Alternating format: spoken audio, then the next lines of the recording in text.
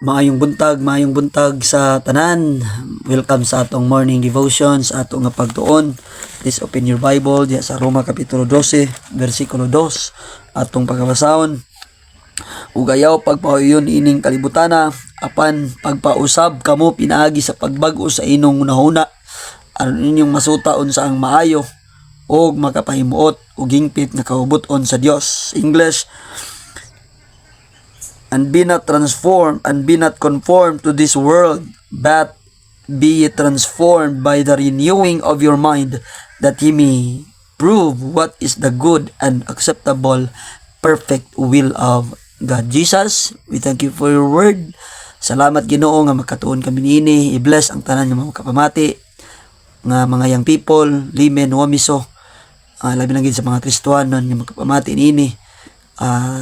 Maghatag kini kanamog kalipay karasig sa padayon nga pagpangalagad sa ngalan ni Jesus. Amen.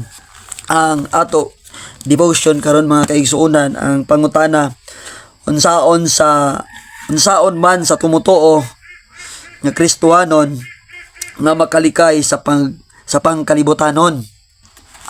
Unsaon man sa usa ka young people o Kristiyanon nga makalikay sa pangkalibutanon. Ang atong topic pag kinabuhi nga nausab, living a transformed life. Ang pagsulti nga ako nagtuo na, nagdawat na kang Kristo, ako Kristiyano na, dali ra kayo na isulti. Kanang simple ra kayo na isulti sa word, pero ang pagkinabuhi mo na siya mga kaigsunan ang usahay lisod. Dagang tao kasulti nga sila Kristiyanon, pero ang ilang pagkinabuhi wala na usab. Ingon sa Bible mga kaigsuonan, if any man be in Christ, he is a new creation.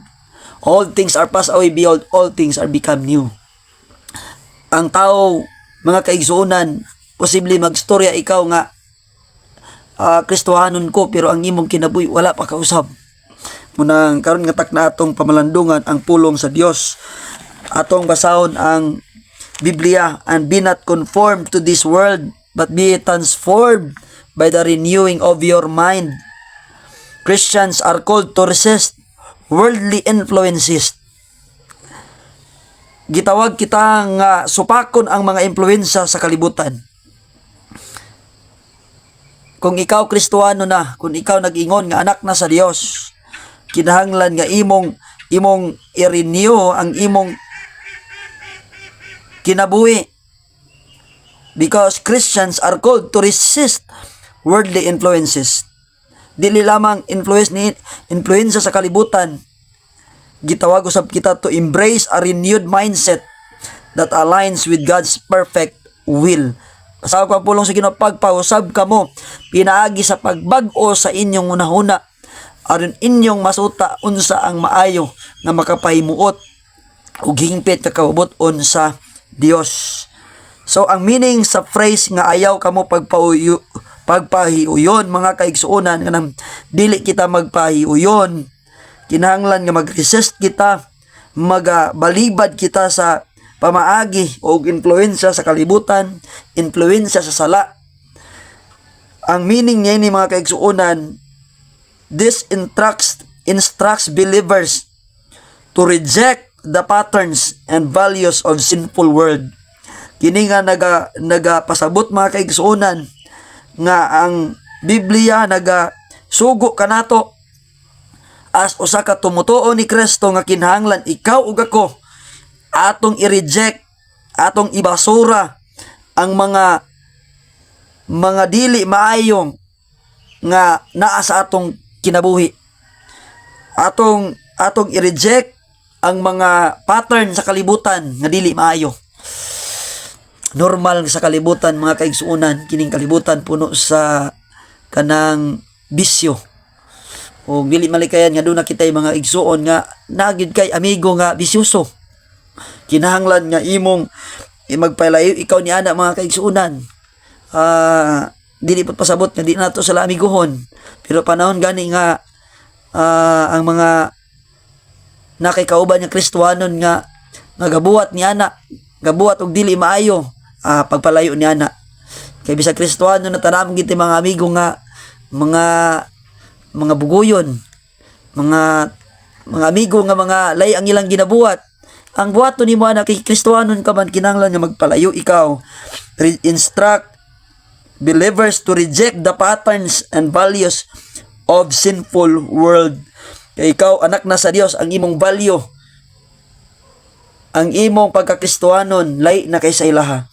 Isalikway ta ang dili maayo nga binuhatan, isalikway ta ang mga tawo nga dili maayo ang ilang ginapakita nga sumbanan sa imong kinabuhi. Ang Greek tense analysis mga kaigsuonan sa text nga atong gibasa, kining basahon ako, and be not conformed ug ayaw pagpauyon ining kalibutan apan pagpausab pinaagi sa pagbag-o sa inyong hunahuna aron inyong masuta unsa ang maayo. Nganong galantaw nato ang Greek tungod kay ang Greek muna siya ang pagsulat sa Bible sa Old Testament, Aramaic and Hebrew. Pero pagsulat sa Bible sa New Testament sa gikan sa mga apostoles, ila kining gisulat into Greek. Munang galantaw taon sa ang background niya sa iyang Greek tense analysis. Muna yung gitawag mga kaigsuonan present passive imperative. Kini nagpakita og sugo alang sa padayon nga aksyon. Kini nga verse sugo alang sa padayon nga aksyon nga nagpasabot nga ang mga tumutuo kinahanglan nga kanunay nga supakon ang pagsunod sa kalibutan nga buhat. Kung atong makita, kung ato lang taon mga kaigsuonan, ang pulong sa Ginoo pagpausab ka mo pinaagi sa pagbag-o sa inyong hunahuna. Kining pagbag-o sa atong hunahuna, pagtagad nga kita bag-o na mga kaigsuonan, bag-on ta ang atong hunahuna, Kristohanon ka, anak ka sa Dios, dili lang kay nabag-o ka karon lang, ugma dili nakabag-o. A continued action, padayon nga aksyon nga nagapasabot nga ang magtotoo kinahanglan kanunay nga supakon ang sala, kanunay nga supakon ang pagsunod sa kalibutan nga buhat ug sumbanan. Ang Greek tense mga kaigsunan sa word nga pagbag-o o renewing nagapasabot to a complete change, nga nang kompleto nga pag-usab. Siguro masayop kita, siguro mubati kita og kapakyasan sa atong kinabuhi, siguro maka-experience kita nga maluya kita naay panahon nga gakasayop kita kay dili man ta perfect. Pero mga kaigsuonan, ang pagkabag-o di ay sa Kristohanon, complete action, complete change, refers to a complete change in thought patterns that aligns with God's truth. Naamang gutay kining pagtuo nato nga maayo na atong ginabuhat. Pagtuo sa Kristohanon nga ang iyang ginabuhat dili maayo. Pasuko man gid na sila kung idno nato nga dili maayo lang gibuhat. Example, di nato malikayan nga natay igsoon, natay mga kauban nga mga ang ilang ginabuhat mao ni, pero supak di ay sa Biblia. Pero pagtuo nila nga maayo ang ilang ginabuhat. Pero ang Biblia mga kaigsuonan na ay perfect will, nasay kaugalingon nga kabubuton ug makit-an ta na sa pulong niya mga kaigsuonan. Ang biblical background mga kaigsuonan, ang libro sa Roma gisulat ni Apostol Pablo mga around 57 AD to the Christian of Rome nga nagpuyo sa tunga-tunga sa usa ka kultura nga puno sa pagsimba og mga Dios-Dios. Mga tawo nga gabuhat og immorality and materialistic nga mga tawo mga kaigsuonan. Munang ingon ni Apostol Pablo ngadto sa mga Kristohanon sa Roma, tungod kay ang mga tawo sa Roma mga kaigsuonan naa sila sa gilibutan sila sa mga tawo nga gasimba og Dios, ingon niya mga kaigsuonan, ingon siya, be transformed by the renewing. Gibag-o na mo sa Ginoo, ayaw na mo pag kung sa una gasimba mo og Dios karon dili na mo magsimba og Dios. Iyang ginapasidanan og iyang ginapainomduman ang mga Kristohanon nga kamo gibag-o na sa Dios, kinahanglan inong padayonon ang aksyon nga gibag-o kamo. Naiuban nga mga tao pagabot sa mga lisod nga sitwasyon sa ilang kinabuhi, mingon sila, magbag-o na gyud ko kung kini masulbad nga problema sa akong kising-kasing, kinang magbag-o na ko, magsimba na gyud ko. Do lagi pagkauman sa iyang sitwasyon, naulian siya sa iyang balatian, nagsaad siya nga mosimba og mangalagad sa Dios, nangalagad pila ka mga adlaw wala na, nawala sa simbahan. Tungod kay usahay ang atong pagpangalagad ato-ato lang. Mga kaigsuonan, ang pagbag-o dili na trabaho sa tao. Ang pagbag-o sa tao, that is work of God. Work of Jesus Christ. Be transformed by the renewing of your mind. Kinsay makabago sa imong una-una? Walain ang Ginoo, that He may prove what is good, what is not good, and acceptable. Unsa ang maayo, unsa ang dawat sa Dios, o unsa ang kabubuton sa Dios. So, mga kaigsuonan, taliwala sa kadautan sa kalibutan, like what happened in Rome. Gabuhat sila mga dautan, ang kinabuhi sa mga tao sa majority sa Rome, gasimbaw Dios. Majority sa Rome, gahimog immorality. What is immorality? Example, mga kaigsuonan, immorality, base sa pulong sa Ginoo, ang asawa sa iyang papa, iyang giasawa. Immorality, ang asawa sa iyang silingan, iyang giuyab. That is immorality. Dili paminyo, gadulog na. That is immorality. Kinahanglan nga magpalayo ka na. Kung Kristohanon ka, anak ka sa Dios, gaingon ka nga, anak ko sa Dios, pastor. Gasimba ko. Kinahanglan magpalayo ka anak. Pwede gid malikayan sa kalibutan na ay mga tao nga napakyas anak, mga kaigsuonan. Remember, God is always a father. Kung nag-ingon ka nga anak ka sa Dios, makasala ka, bunalan ka gyud sa Dios. So, kung gapaminaw ka ani nga minsay, igala ko igsoon ang Ginoo gabunal mo nang balik na sa Dios. Pangayog pasaylo sa Dios kay walay sala nga dili kaya pasayloon sa Dios. Ay mga panahon nga ang tumutuo sa kakristohanon sa paglantaw sa tao mabubutan siya. Pero siya mismo, ikaw mismo nasayod kung unsa ang imong binuhatan at tubangan sa Dios. Munang mahayo kag pasaylo sa Dios. Ingon sa Bible, God is faithful and just to forgive us. Pasayloon ka sa Dios. Taliwala sa kadautan sa kalibutan, like what happened in Rome. Ang hagit ni Apostol Pablo, young people, limen o gumiso. Mga Kristohanon, magkinabuhi kita isip katawan sa Dios. Diya sa kadautan nga kalibutan. Magkinabuhi kita nga Kristohanon. Magkinabuhi kita nga anak sa Dios. Na ang katapusan ini mga kaigsuonan, ato kita sa atong practical application unsa ang atong mabuhat, unsa atong buhaton. Kinahanglan nga number 1, we must renew our mind through scripture. Kinahanglan nga ato kanunay i-renew ang atong unahuna pinaagi sa pulong sa Dios. Pagpausab kamo pinaagi sa pagbago sa inyong unahuna. Salmo 119:11, sa akong kasing-kasing ginatipigan ko ang imong pulong, aron dili ako makasala bato kanimo. Usay pakasala kita atubangan sa Ginoo tungod kay di na kita gabasa sa pulong sa Dios. Wala na kita ka-remind sa pulong sa Dios. Usay pagkasayop kita tungod kay di na kita kasimba, di na kita pagpamati sa pulong sa Dios. Usay di na kita gapaminaw sa atong mama.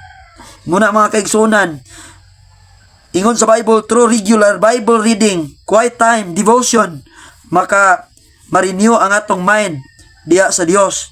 Number 2, we must seek God's will. Kinahanglan atong pangitaon ang kabubuton sa Dios, kay ang kabubuton sa Dios naara sa iyang pulong. Aron inyong masuta unsa ang maayo ug makapahimuot og gingpit nga kabubuton sa Dios. We must seek God's will in prayer, mga kaigsuonan, because prayer aligns desire with God's purposes. Ang pag-ampo, magtabang sa usa ka tawo nga una, mga kaigsuonan, sa gitun-an namo gapon sa prayer meeting, mga kaigsuonan, ang pag-ampo mao ni siya ang magtabang sa ato physically, nga ang Ginoo maimbaw-an niya kabalo man ang Ginoo sa atong mga desires sa atong kasing-kasing. Pero kung gaampo kita, ang Ginoo gatubag gayon, mga kaigsuonan, physical and material nga mga butang ginhatag na sa Ginoo tungod kay nagampo kita, nagtawag kita sa iya. Og di lamang physically ang Ginoo gahatag kung kita gaampo. Ikaduha, kung kita gaampo spiritually, ginahatag sa Ginoo ang kusog kalig-on kanato sa pagpangalagad. So ang pag-ampo, mga kaigsuonan, importante kini sa Kristohanon, kay ang pag-ampo gahatag ni kalig-on, gahatag ning kalipay, gahatag ning kadasig sa pagpangalaga diya sa Ginoo. We must seek God's will in prayer. Philippians chapter 4 verse 6 to 7 ba? Ayaw ka balaka. Patinoon, magampo ka, magpasalamat ka sa Dios. Aron tagaan ka sa Dios sa kalipay, kalinaw sa imong kasing-kasing o gunahuna. Kay normal man gyud na ang kalibog, kabalaka sa atong kasing-kasing, sa atong una-una, dagan na kay taga-kaununaan nga dili maayo kabuhaton. Pero kung magampo ka, tagaan ka giya sa Ginoo kung unsay maayo ug kabubuton ug hingpit nga kabubuton sa Dios. Number 3, you need to surround yourself with godly. Unsaon nga dili ka makapayuyon ining kalibutan, unsaon man sa tumutuo ni Kristo nga makalikay sa pangkalibutanon ug sa sala. And number 3, you need to surround yourself with godly community. Kinanglan mag-amigo ka. Susiyon mo kinsa imong amigo, Kristohanon ba na o dili? Kung Kristohanon ka, ang imong amigo kinanglan Kristohanon. Ang imong amigo, ang imong best friend kinanglan Kristohanon. Kaya ingon pa sa usa ka istorya, birds with the same feathers flocks together. Ang influensya usahay mga kaigsuunan, mauna ang hinungdan nga ang Kristohanon pagkalayo sa pagpangalaga diya sa Dios. Especially kining friend. Example, young people, makaamigo na ganig dili Kristohanon, ma-influensyahan sa dili Kristohanon, okay ra kung siya ang maka-influensya. Pero mostly, kung ang Kristohanon ga amigo og dili Kristohanon, dili siya strong, ma-influence gid siya sa kalibutan mga kaigsuunan. Example, layman, gihanggat siyang amigo, mag-inom tabay. Influence sa kalibutan. Munang inungdan gani usa nga inungdan nga dagan bayot, dagan tumboy tungod sa influensya. Influence sa kalibutan mga kaigsuunan. So unsay buhaton sa Kristohanon? You need to surround yourself with godly community. Hebrews chapter 10 verse 24 to 25. Inahanglan Hebrews chapter 10. Una mo Bible sa inyo ha. Basahon ta. Hebrews chapter 10 verse 24 to 25. Basahon ko. Og maguna-una kita sa usap sa paghagit ngadto sa gugma, ngadto sa maayong nga mga buhat, ngadto sa maayong nga mga buhat dili sa dautan nga wala nagabiya sa pagtigom, pagtingob sa atong kaugalingon sa samang nga batasan sa pipila, apan nagadasig sa usa-usa nga mas labaw na samtang nakita ninyo nga ang adlaw nagakaduol na. Not forsaking the assembling of ourselves. Kinahanglan nga mag-surround kita sa godly community. Simba ta. Kung naay fellowship, adto ka, yung people ka. Kung naka sa Ginoo, pag Domingo simba ka. Kung naay mga tigom sa mga tumuto, adto ka. Kung naay mga Kristohanon nga, pangita kag pamagi nga madto ko sa mga amigo nga Kristohanon. Muna mga kaigsuunan, godly community. Katapusan, be a light to the world. Walay problema nga makiamigo ka sa dili tumutuo kay mo man ay pamaagi nga makawali kita sa ila sa maing balita. Pero ang usahay kita man usahay nga ka-influensya. Kinahanglan ikaw mahimong influensya sa imong amigo nga dili tumutuo. Ikaw ang mahimong ehemplo. Be a light to the world. Be an example to your friend. Be an example to your classmate. Be a light to the world. Matthew 5:16. Let your light shine before men. Ipakita nga imong pagkakristohanon. Dapat mahimo kang kahayag nining kalibutan sa imong mga igala, sa imong pamilya, nining kalibutan nga puno sa kadautan. May buntag sa tanan, welcome. Salamat kay sa pagpamati ug ang Ginoo magapanalangin sa tanan nga nagapamati nining nga devotion ug unta nga atong ibutang ang atong una-una diya sa Dios. We must renew our mind through scripture. Kinahanglan nga magpadayon kita hangtod sa atong kamatayon. Kinahanglan nga atong buhaton ang kabubuton sa Dios. Kinahanglan nga alagaron ta ang Dios nga mahimong kahayag, mahimong ehemplo nining kalibutan nga puno sa kadautan.